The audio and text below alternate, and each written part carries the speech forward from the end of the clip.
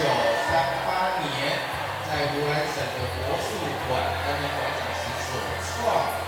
他从杨氏老架100多招的过程当中，删去重复，保留精髓，精简为37式。那以便于学习，也便于推广。经过半个世纪的发展，现在已经是传遍世界各地，普受民众所喜爱。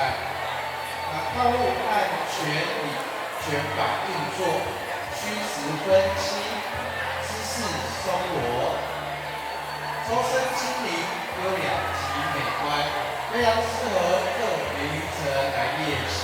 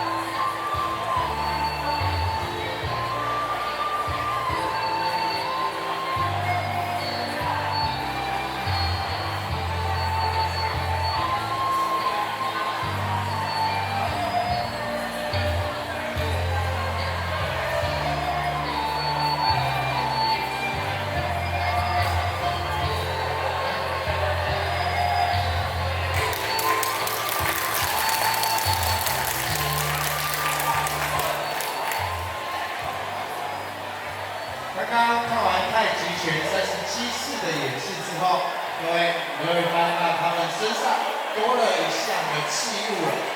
那他们待会会